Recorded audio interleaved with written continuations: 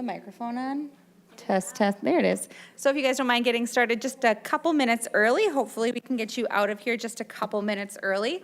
The gang's all here except for one new person. Her name's Lori Latsky. I just talked to her today. She sounds really great. She sounds like a quick learner. She's excited to join you all. So you'll have 9 of you to start the day, which should be a great setup to get you through the rest of the day. Greg and Eleanor, you'll be here till 11 again. Just a reminder that we can't start anything with the envelopes before 7 a.m. on Election Day. So, you know, class. Just kidding.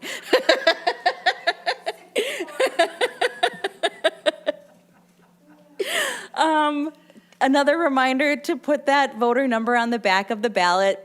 Per state statute, it has to be on the ballot. It doesn't have to be on the envelope. But if you found that it's easier to put it on both, by all means, go ahead and do that. There's nothing saying that it can't be on there.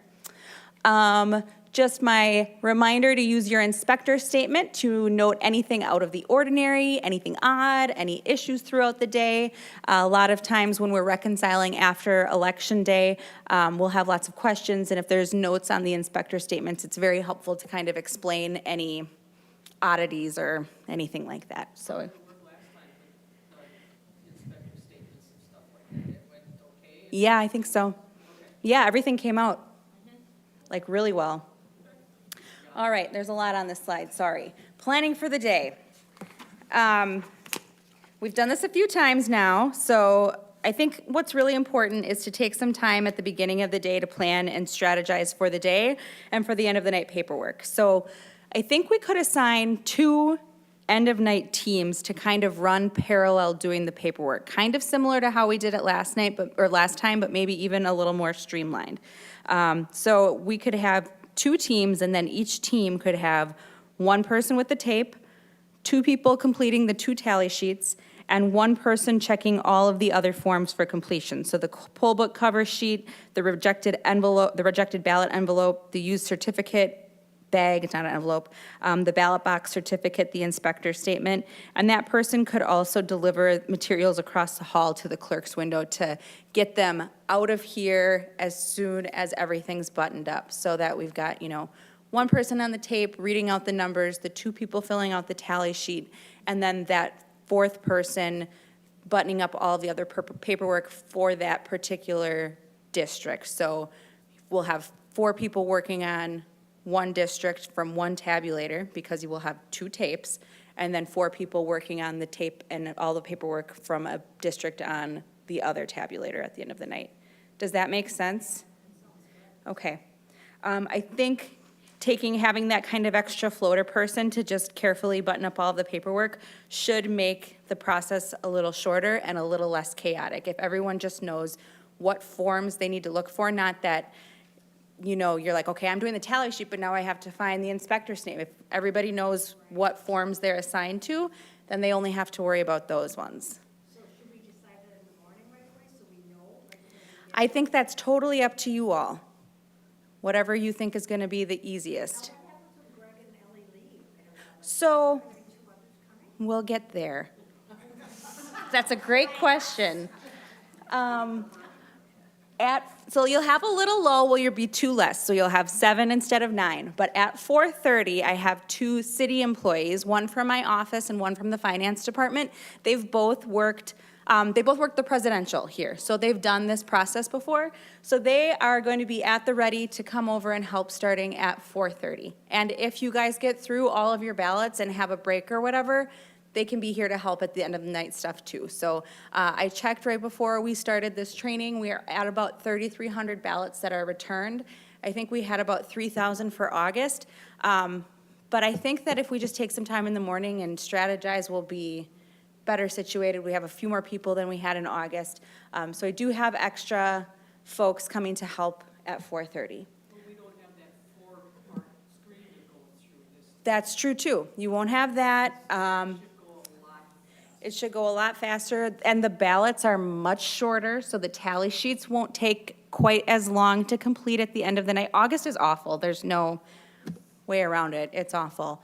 So I think we'll be in pretty good shape. We're gonna set up central count again the same way we did it last time. So we'll have all of the paperwork and ballots for the tabulator that's over there, near that tabulator, and then all of the paperwork and ballots for this tabulator near this, or near the tabulator that's over here.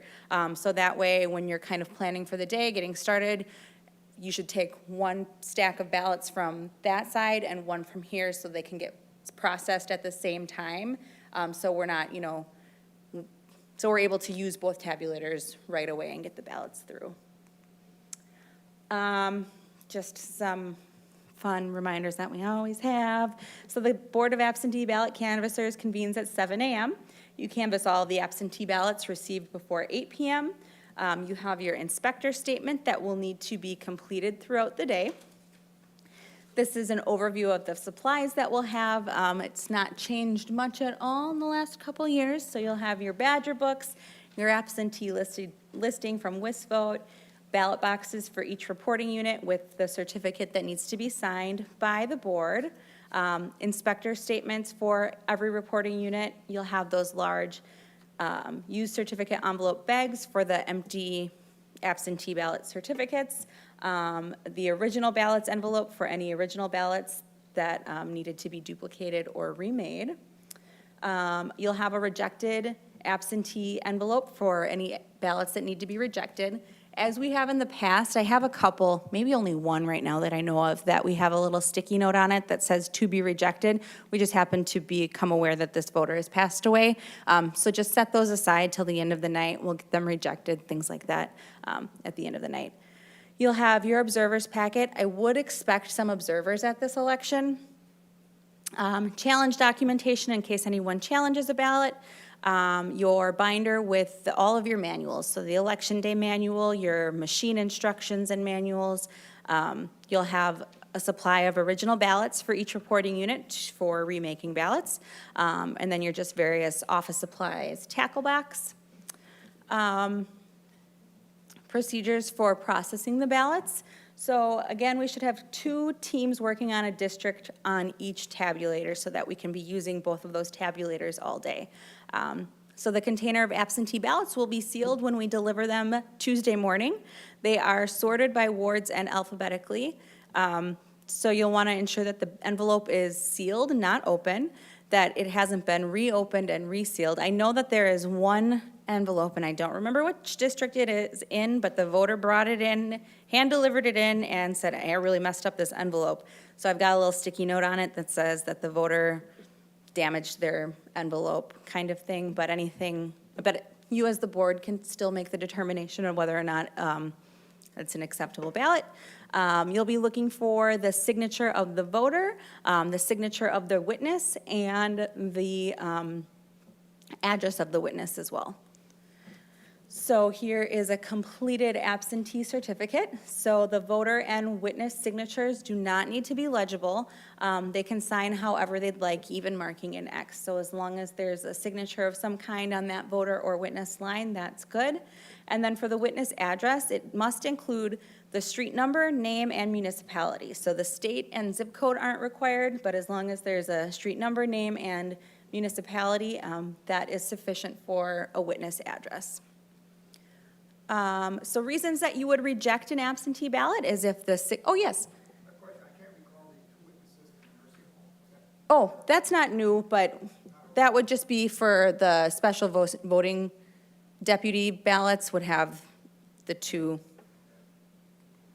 Where? They would have, yep, both of them there. And if you have any questions, you can yell at Dorothy and Carrie because they are our special voting deputies. Just kidding. So if the signature of the voter is missing, if there's no witness signature, or if the address of the witness is missing, or again, if that envelope appears to be tampered with, you would set those aside to be rejected. We don't want to formally reject any absentee ballots until 8 p.m. when the polls close, because technically the voter does have time up until the polls close at 8 p.m. to kind of fix any issues with their ballot. So we'd set those aside till the end of the night and then reject them after that. So if you do find that the certificate is insufficient, don't open the envelope, put it to the side for official rejection after 8 p.m. You don't want to issue that voter a number because that'll throw your count off because, of course, we're not going to put a rejected ballot into the tabulator and we don't want to have more ballots than we have voters. And then at the end of the night, that rejected ballot would go in the rejected ballot envelope, that brown one. If it's found to be sufficient, you can open the absentee ballot envelopes. We can process up to 10 at a time on the Badger book. So you'd want to remove the ballot from the envelope. And upon opening each ballot, the board should mark in red the voter number on the back of the ballot. Again, you can also mark that on the envelope, and the Badger book will assign that voter number. As ballots come back into my office, we try really hard to check them for completion before they come to you. It seems like every election, there's a couple that you find that are missing something that our eyes didn't see. But hopefully there aren't too many incomplete for you because we do try to take care of those before they get to you on election day. So you'll want to be checking the ballot to ensure that only one ballot is enclosed. If somehow somebody got two ballots and both are marked, then you'll put them back into their envelope and those would be rejected. If there's one marked ballot and one blank ballot, the marked ballot can be counted. So you can proceed as normal with that ballot that they marked, notate that on your inspector statement, and just move along. Some envelopes contain another certificate envelope. So you'll see that sheet with the 3 yellow lines and you'll open it and there may be another envelope inside, like a little nesting doll. So this happens when we get incomplete ballots back. And I send them back to the voter with a letter explaining you didn't have a witness sign and the address is missing. The procedure is to send a new certificate envelope. So not a new ballot. So they get the ballot that they sent in the certificate envelope, but then I send them a new certificate envelope with a letter explaining that they should be opening the certificate, checking their ballot to make sure it's as they marked it, and then having their witness them put it into the new certificate and then send it back complete. But I've noticed as some of these ballots have been coming back that sometimes voters are just putting their envelope inside of the other envelope, but I'm not going to open anyone's envelope. So I would say as long as the outside envelope is complete, you can just, okay, there's 2 envelopes inside, open until you get to the ballot. But that's why that would happen. Does that make sense? Should we say the outer envelope and just get rid of the inside envelope? You can get rid of the one that's not complete, just as long as the one that's complete makes it into that used certificate bag, that's fine. I don't just do that, or we can put like 1A and then 1B on the other one, or just, I would just throw it away. I would just throw it away, or even if you don't want to throw it away, just set it aside and I can keep it with the other kind of odds and ends election type stuff. The 1A, 1B might be confusing if there's like a recount or something, but I also didn't want to just start opening people's envelopes. So I just happened to notice when I was getting some of these back, like, they're a little thicker than they should be, and then I hold it up to the light, and I'm like, well, that's because there's another envelope inside. So I would just notate it on your inspector statement, as long as that outside certificate, is fine, it should be fine. You can check to make sure that the names match. They'll both have those labels on them, because I just print a new label to put on their envelope. So if those are the same, I don't think there's gonna be too many, maybe a handful, but I didn't want it to be a surprise to you all when you were opening envelopes and finding more envelopes. So you'll also be looking on the ballot that they are initialed by the clerk. It wouldn't be a reason to reject the ballot if it is missing initials. That might come into play if there's a recount or something like that. Just make a note on that inspector statement. And then double check that the ward number on the ballot matches the ward number on the certificate envelope. So if it doesn't, it'll need to be remade. We did come up with a new kind of ballot sorting system in our office to hopefully cut back on the number of ballots that are going out for incorrect wards. All of the ballots are the same for this election, so it's not like somebody would lose a vote for someone if you had to remake it, but we are all human in the office, and sometimes a wrong ballot gets grabbed. So just try to keep an eye on that, because that'll affect your numbers at the end of the night. So this is just a list of that absentee central count log that you'll have. A real brief Badger Book review for you. Nothing really has changed since we've implemented them. So this is again what your home or your lock screen looks like. Let's call it the lock screen. To get out of this, you can swipe up on it or hit enter. It's like the sleep screen. So you'll need to enter the password to get into the computer, which is still capital E Elections 2020, and that's not your Badger Book password. That doesn't do anything with the program. You still have to open the program once you're in it. But you'll have the little cards with your Badger Book usernames and password. To open the Badger Book program for the first time, or if it closes down anytime throughout the day, you'll just double click that icon. If you see that top screen any point during the day, it just either means that the Badger Book program is minimized or got closed out. That's not a problem at all. Just open it back up. And then this is your login screen to log into the Badger Book program. So you'll use your username and password from the key ring that has all of those logins for you. Just another reminder about processing up to 10 absentee ballots at a time. We'll have the scanners for you again. If the Badger Book issues 2 numbers in error, please make sure to note that on your inspector statement. You'll also have to remember this when you're completing your inspector statement and tally sheets later, because you'll have to adjust your numbers if it's giving out any duplicate numbers.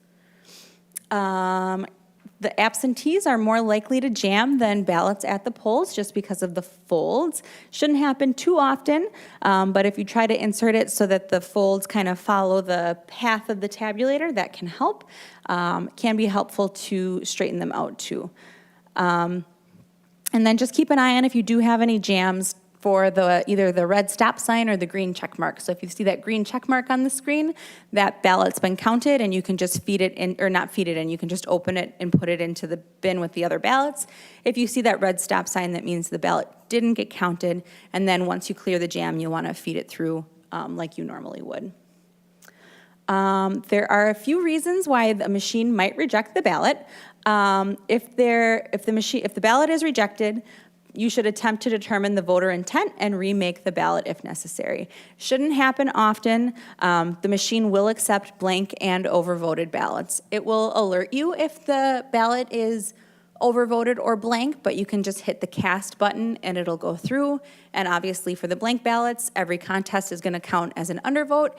And for the overvoted contests, those wouldn't count for anything either. So remade ballots should be initialed by 2 people and document that the original ballots were a duplicated envelope and the inspector statement. If remaking a ballot and voter intent cannot be determined, just leave that contest blank. So where do the envelopes go? They go into the used certificate envelope bag. Please keep the used certificate envelopes in alphabetical order as best as you can. It's really helpful for us if we need to go back and look at anything after the election. Again, ballots to be rejected should be kept separate until 8 o'clock. And both the rejected ballots and used certificate envelopes will be kept separately by district. Again, set up how we had it last time with your little piles of everything by the corresponding tabulator. Any qualified elector may challenge an absentee ballot. The Board of Canvassers should challenge an absentee ballot cast by an elector whose name is on the eligible voter list. The procedures are set forth in your Election Day manual and using the challenge documentation and your challenge packet. If this comes up, feel free to hop across the hall and loop me in, and I'd be happy to come over and help you through that process. As at the polls, ballots must be secured in a ballot box with the signatures of the Municipal Board of Absentee Ballot Canvassers. So that's going to happen at the end of the night when we're buttoning everything up. I will be delivering any late arriving ballots to you by 8 p.m. When starting out with a new box and like opening them before they go through the tabulator and you count them, I would say don't get too hung up if the number doesn't match the number on the box. I know that that was a time suck last time, but notate that discrepancy on the inspector statement. Typically it's a counting error and the Badger Book report matches the report in the statewide database. So if you're counting the ballots, a lot of times it's a counting error that's getting you hung up and it not matching the number on the box. But at the end of the night, if the ballots in the tabulator match the number of voters from your Badger book, that matches up with the statewide voter database too. So definitely make a note of it, but if I wouldn't spend too much time counting and recounting, because at the end of the day, the ballots that we have are the ones that you have. Any questions on that? We do reconcile them before they come over to you, so we look through the state database and we see how many should be there, and then we physically count and make sure that the ballots match what we should have. I'm not sure what happens here when the count gets off, but at the end, like I said, at the end of the day, it matches up with the system from when we upload the Badger Book file. So when to remake a ballot, if you have a damaged ballot that the machine won't read, or a ballot where a voter has circled the name on the ballot instead of filling in the oval, or a ballot where you think it's likely that the machine may not be able to read it if they use like a really light pencil or something like that. If there's ballots that have been kind of mutilated by postal equipment and you're thinking the machine's gonna have a hard time with it, those would be the ones that you'd wanna remake. Other ballots would be your emailed or faxed ballots that are on regular paper. We do have a handful of those. And just a reminder, never to change a ballot, like trying to darken the oval when it's too light or anything like that. Always just remake the ballot. So the ballot is labeled original ballot number and duplicate ballot number in the endorsement section of your ballot. So you'll transfer votes based on voter intent from the original ballot to the duplicate ballot. If you're having to remake, say, a emailed ballot and they overvoted one of the contests, you can just leave that contest blank on the duplicate ballot because the overvote wouldn't be counted anyway. You'll want to make a note of the ballots you're remaking on the inspector statement. The remade ballot goes into the DS-200. The original ballot goes in the original ballot envelope. And then at the end of the night, that original ballot envelope goes in the ballot box. And that's so if there's a recount or anything like that, we'll be able to see how many original ballots are in that original ballot envelope and how many duplicate ballots need to be found to kind of match up the votes kind of thing. So 2 inspectors should participate in this process. If it's just a regular ballot that's going into the machine and it's truly overvoted, the machine will tell you that. There's no need to remake that ballot, just to use that cast ballot button on the tabulator.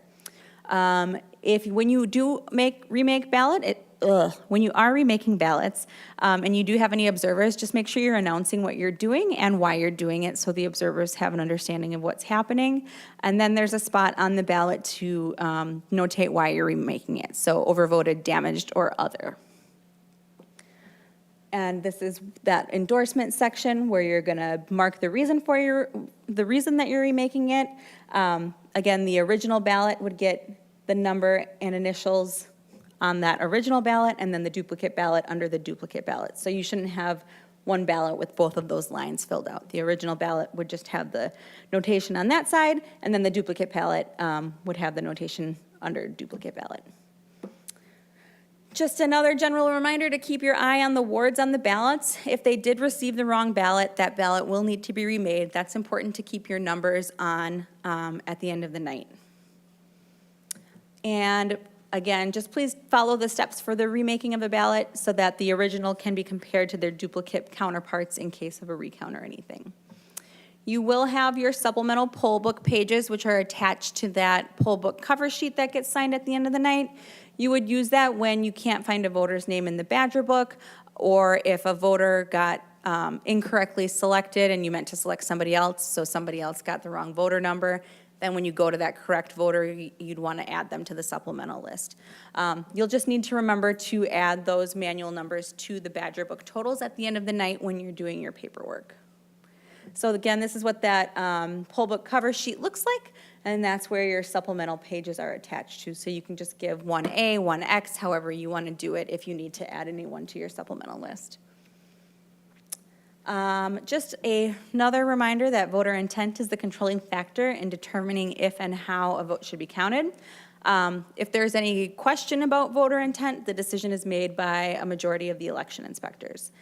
If voter intent is determined to be unknown, that contest should be left blank. So if you're all looking at a ballot and you're like, I really don't know who this person meant to vote for, if you're remaking that ballot, you would just leave that contest blank.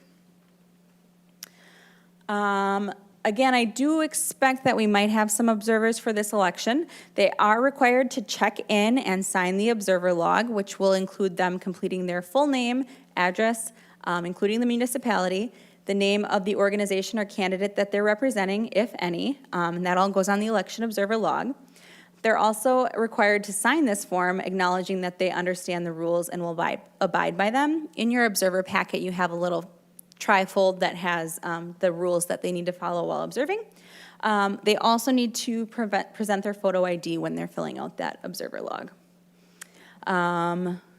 Just a reminder, while I do expect them to be here, they may not interfere with your operations. So feel free to loop me in when you have observers, if they're starting to be problematic or in the way at all and you're not comfortable addressing them, feel free to let me know and I'd be happy to come and talk to them too. This is just a snapshot of the election observer log. They must wear a name tag that indicates that they are an election observer, and they can be between 3 and 8 feet at the table which the voter numbers are issued. So 3 to 8 feet from your Badger books. They should direct any questions or concerns to one of you. And they can examine the poll list as long as they're not interfering with your responsibilities. And you as the board can determine whether it's an appropriate time to allow an observer to examine the poll list or anything. They're not permitted to touch the Badger books though, so it is a little tricky with observers. If they're looking for someone in particular, you can certainly try to find that voter in the Badger book and let them know if you've processed their ballot. I don't imagine you'll have time to do that though, so I don't exactly know what they'd be looking for, but if you're just busy and they're bothering you or getting and disrupting the flow of your day, you're welcome to say you're welcome to stay here. However, I don't have time to fulfill this request, and that's perfectly acceptable. There is a list of prohibited activities for observers, and they will have all of this in their little pamphlet that you'll give them. So they can't wear any kind of clothing, hats, buttons, or anything like that related to a candidate, party, or referenda that are intended to influence voting at the election. Interact with voters. You won't have very many voters here because they're all absentees. They shouldn't be having any conversations about anything that's on the ballot. Using cell phones for phone calls. They can use their phones for like texting, email. If there's no sound or anything coming, that's absolutely fine. We'll get to electioneering, but they are not allowed to engage in electioneering. They should not be handling any official election documents. They are not allowed to use video and still cameras. That would be different than the media, which we'll get to too. Media can use cameras, but observers cannot. And then, of course, not able to view confidential information on the poll list. If it gets to a point where you're needing to ask an observer to leave, there's a process outline that you can go through. It starts with this ordered to leave form. As the board, you have the sole authority to remove an observer for disorderly behavior. If you get to that point, please follow the instructions and let me know. I'm happy, you as the board are certainly in charge of this process, but I am happy to be a resource for you. I'm happy to help navigate you through this process if it ever gets to that point. So I just want you to know, as the board, you have the authority to remove someone, but that doesn't mean that I'm not here to help assist if it gets to that point. So media do have the right to be here on election day. Any interviews should take place outside of the voting area. Just like observers, their presence has to be in a way that doesn't disrupt your process during the day. They should check in with one of the board members and notate it on the inspector statement. And again, different from the observers, photography and video are allowed as long as it's not done in a way to capture how someone has voted. So we wouldn't want them to be watching you feed ballots into the tabulator and be able to see how a ballot is marked. I think for the presidential, we did have some media presence here for a little bit. Honestly, I'd be surprised if we didn't have somebody show up. I don't know who will, I don't know what to expect. So electioneering is any activity that's intended to influence voting at an election. It is not allowed within 100 feet of any polling place, including central count. It doesn't apply to private property that is within 100 feet, however. Bumper stickers on voters' vehicles are allowed, and just use your best judgment. You don't have voters coming in and out, so it shouldn't be an issue. But if you become aware of any suspected electioneering, please let me know and I will address it. One of the most important things about the day is reconciling your poll book. So it has to be done before the end of the night. And what this means is that your number of voters on your Badger book equals the number of ballots on your DS200. You can check those totals anytime to ensure they match the Badger book. So if you've got someone feeding in ballots and they're like, okay, we've got 200 in, I want to see how many voters we have. You can, hop back and forth to the Badger book and look at your voter numbers for that district and just make sure your count stays on. You don't have to do it hourly or anything like that, but the more often you do it, the more likely you are to stay on or know why your count is getting off. So I would encourage you to do it frequently. So again, check those numbers regularly, definitely after you finished a district. So we're gonna have a couple batches of districts for you. I think we will be cutting off our first batch Friday. So any ballot that's come in from when ballots went out through Friday will be in a box buttoned up for you guys, and then there'll be a smaller batch afterwards just so we can start the process of reconciling. So after you do the first section that you have for a district, you'll want to check those numbers and make sure that they match. So again, the number of voters in your Badger book needs to match the number of ballots in your DS200. Just another reminder to keep an eye on your jams, keep an eye on that screen because it'll let you know if a ballot was counted or not. And if you're not watching for that, it's possible that you're putting a ballot in without it being counted, or that you're putting a ballot through twice if it's already been counting and you're feeding it back through. So just watch that screen if you have any jams.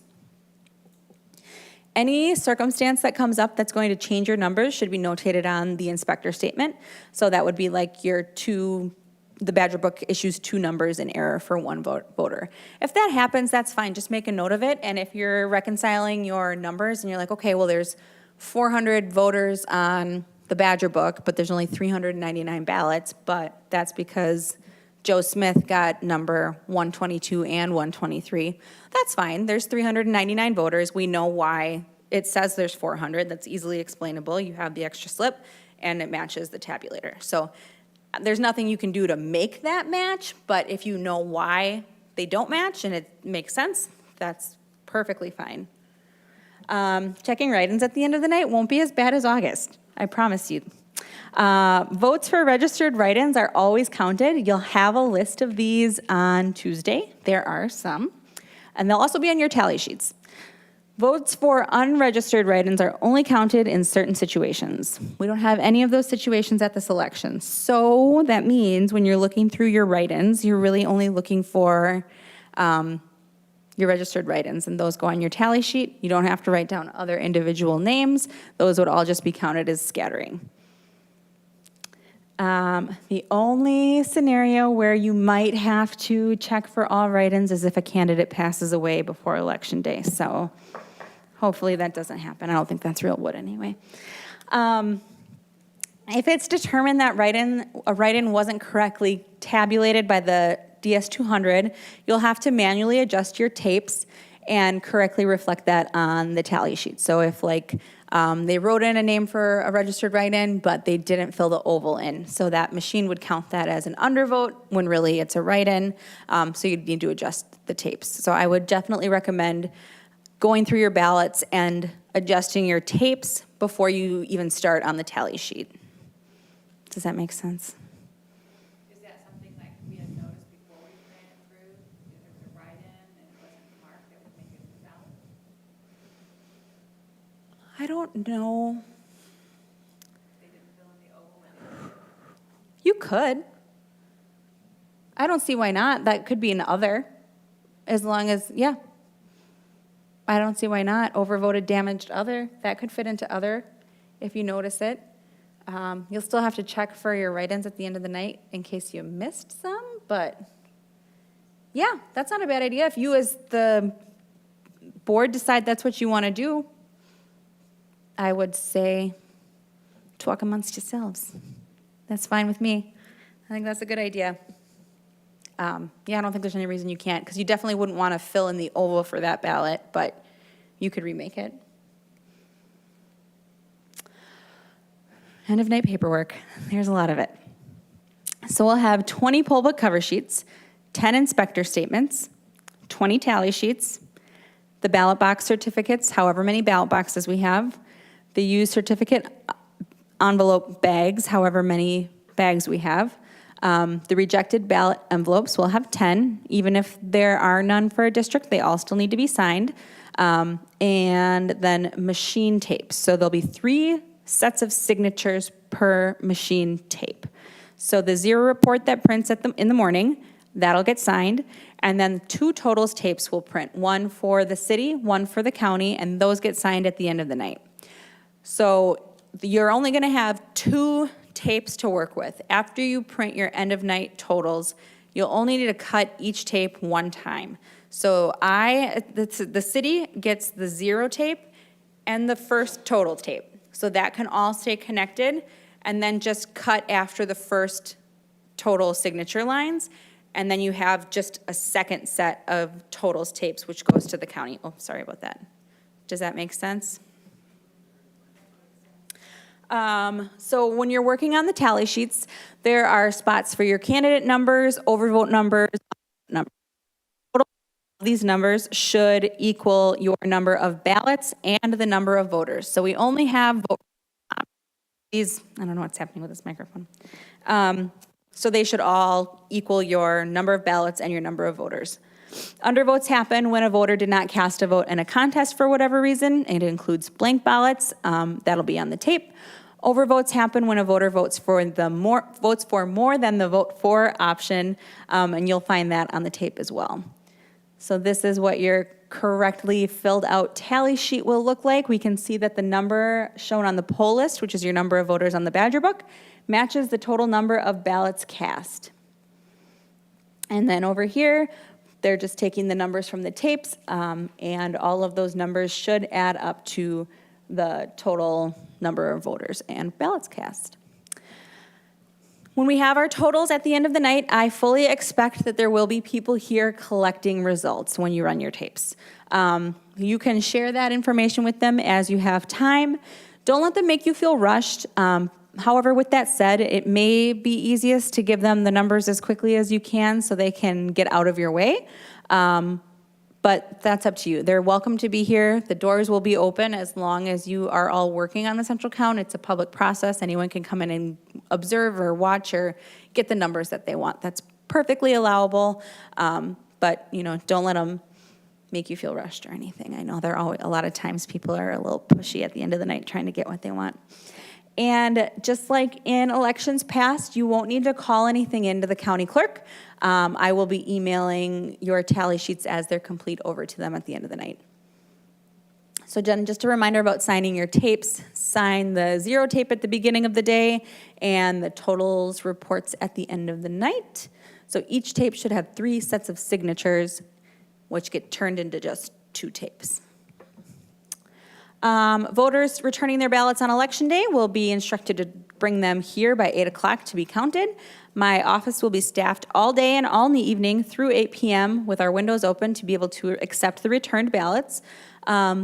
Anything that comes in after 8 o'clock is unfortunately too late and won't be counted. And I'll do an 8 p.m. check-in with you to deliver any last minute ballots or let you know that there are none. So when it's 8 p.m. and we're all done, the polls officially close and no additional ballots can be accepted, but we all know that's when the real fun starts.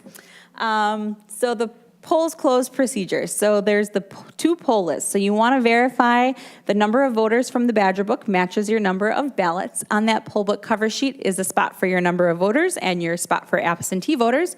those numbers are going to be the same because all of your voters are absentee voters. So you'll want to complete and sign your poll lists. One of them goes to the city clerk envelope, one for the county clerk. And just make sure you double check your supplemental pages before moving on to your tally sheet in case you had somebody that wasn't for some reason in your Badger book and you gave them that like 1A number or anything. That'll want to be included on that tally sheet. So then completing and signing the inspector statements and completing and signing the used certificate envelope bags, completing and signing the rejected absentee ballot envelopes, notate any rejected ballots, the name of the voter on your inspector statement. The original ballot envelope goes in your ballot box, and use the machine tape to complete the separate tally sheet for each reporting unit. Complete and sign the ballot boxes, and then all comes back to the city clerk across the hall. And I'll see what kinds of systems I can come up with for making sure you know who knows what forms they're expected to fill out. So I'll just probably do like team member 1A, 2A, and then like 1B, 2B for your two tracks of people. And then whoever's on which team, doesn't matter to me, but say, Dorothy, you know you're writing tally sheets, so you know you only have to worry about tally sheets. And Shannon, if you're kind of the floater, you know, okay, I can make you a little check, I can make little checklists for each district so that if you're, whoever's the floater, you knows, okay, I have to check the poll list, I have to check this, this, and this, and that way everyone kind of knows which forms they're responsible for and can mark them off per district as we're going through it. Trial and error. If this isn't working, let me know, or if you think something else would work better, I'm open to suggestions. This is just kind of what we came up with when we were talking to make. You do? Yeah. What do you I got? did it last- Like, I think if we would make the checklist and then put in there what is required for each piece of paper, kind of like you Yeah. were saying, I think that's gonna be the easiest route, because that's what I did for everybody that was here last time, when you guys were filling out the tally sheets, was just check that, and it'd be easier just to kind of go down the list and make sure that each district is buttoned up like it is, and if you know what you're looking for, I think it would be the easiest way. I feel good about this one, guys. I think this is going to be our best one yet. Yeah. Amanda, you had an awesome suggestion last time for Clue. I can't believe I forgot it. Oh, I can't believe I forgot it. How do you know which ward is in which district? You take the even one and you divide it by Remember two. that? Oh, I love it. What is it again? You take the even number of the wards, there's always an odd and an even, and you divide the even one by two, and that's the district you're in. Oh, I love it. So, I love it. I know. I know, I was really excited. that makes sense. So simple. I love it. She's a very simple. No, Make her it happy. doesn't take a lot. Oh. And it's true. It's true. It doesn't take a lot to make you happy. All right, I think we're almost done. So at the end of the night, don't close the polls on the Badger Book right away. You'll want to generate the participation list and count report on the Badger Book. You'll have your checklist for the end of night Badger Book stuff, but we'll be around too when we get to this point to kind of help with that part of it. And then the thumb drive does come out and comes to the clerk's office. Oh yeah, we'll have pizza delivered Tuesday evening. I forgot all about that. I left it at the end. You're welcome to bring snacks and beverages and whatever you want. Try to keep it as much away from the machines as the ballots as you can. But we will have some pizza coming in the evening, so enjoy, I guess. Are we gonna be getting a break during the day or not? I would say that's up to you. I would say absolutely. You can't do that all day without a break, even if you know that you're leaving ballots and stuff here. If you agree on, you can all agree on how much time you want to take for a break and then come back whenever. That I will leave entirely up to you, but I think for all of your sanity and your eyeballs and your mental health, you should take a little bit of a break and come back. Just a note about getting paid, you'll not get a W-2 for working at the polls. You will get a 1099, but only if you made over $600 from the city during the year. Next year, we have 2 elections probably. If there's a primary needed, it will be Tuesday, February 21st, and the spring election is April 4th. And then we get a little break until 2024. Yep. Okay, well, that's all of the training. Questions or suggestions before you all go? I have a question about checking the write-ins. Yes. So they're all the ballots are gonna be checked after they've been run through the tabulator, then all of us or some of us go through every ballot and checks for a write-in? You can, Or can you check for write-ins before you put them to the tabulator, or not? No, because you're not gonna end up pulling them out anyway. So, you know, but you can still pull them out during the day, you don't have to wait till they, like. yeah, That's what I wanted Because to do. we would go through during the day and put them on top. Right. yeah. When you Because if you wait till the end of the. Oh my God, no. That's too much, so we could do it. Because you're gonna take your ballots out when you move districts anyway in your tax. I would check for your write-ins when you do that, Right. because then you're removing the ballots anyway. Yeah, Would make yeah, more 'cause sense. if we wait till the end of the day, It's too much, yeah. And to Shannon's point too, if you find some where there's write-ins and they didn't fill in the oval and you decide that you want to remake that ballot, I don't see any issue with that. happen to catch it. Yeah, I would make a point of looking at it, because technically we're really not supposed to. yeah, well, you can, If you kind of catch something, then I can see, yeah. yeah. Well, that was our mess last time, though, that we didn't write down everything or something, remember? Oh, all the names of the write-ins? Yeah, do we have to write down every Mickey Mouse? No, Oh, okay. just the that's only happens in August. Oh, okay, okay. Well, not only, but typically it just happens in August. So like you will have to go through them and see if any of the registered write-ins got votes. Yep, but you won't have to write down every single name that you see, and not every contest is gonna have registered write-ins. So, I would be surprised if like your county offices had any registered write-ins. We have some, but the deadline isn't until noon on Friday. So we usually, mm-hmm. Always a line of annoying people. There's always something extra.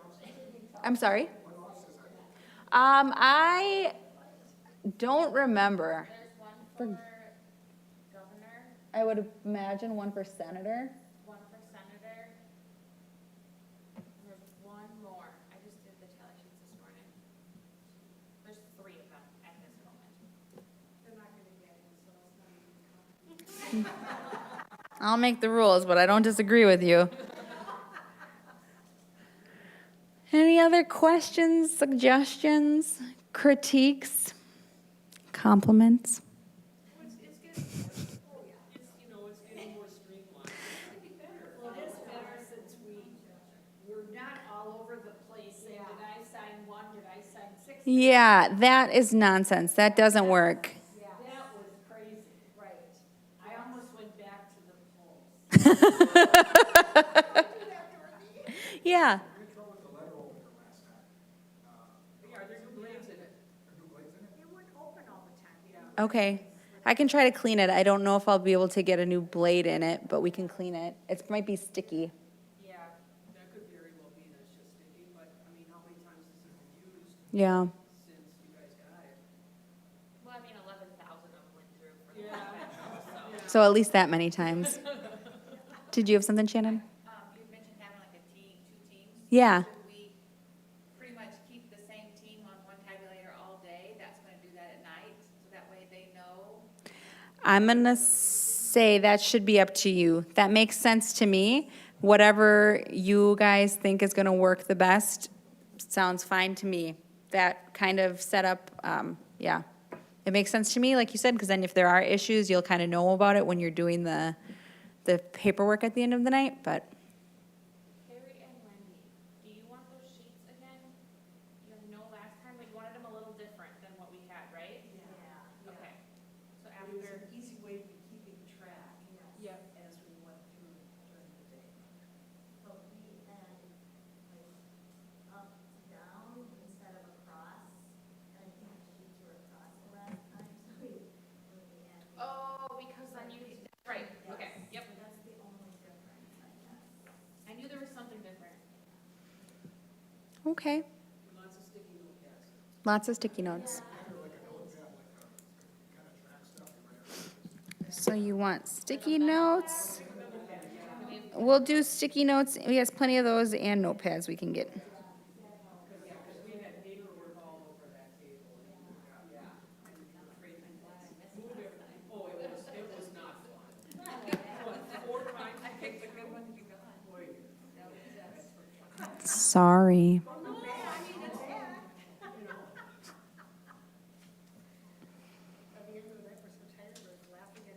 It's true. That was true. We had a good time. We do get silly at the end of the night, sillies, for sure. Okay, well, thank you all for all of your hard work, election after election. I know Central Count is something else. There is a lot of paperwork, that's for sure. But so I just appreciate all of your hard work. I appreciate everyone's positive attitude and keeping it fun and light. And all the end of the night sillies, it really helps when we're all pretty exhausted from a very long day. So just thank you. Rest up this weekend. Enjoy that extra hour that we'll get. And like I said, we had about 3,300. I bet we've got 3,600 ballots is going to be my guess. So nothing like 10,000 for the presidential. It'd be a breeze. Was that comparable to last time? A little more. Maybe. It was probably between 25 and 3,000 last time. Yeah. like I said, it took so long to run that stuff. They gotta redo that ballot. It's crazy having it like that. It's just.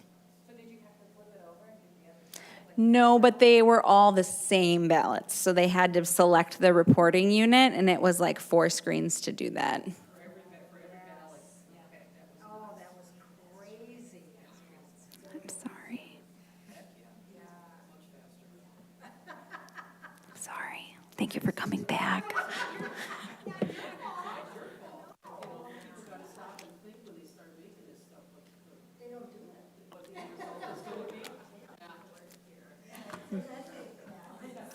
Right? All right, well, we'll see you guys.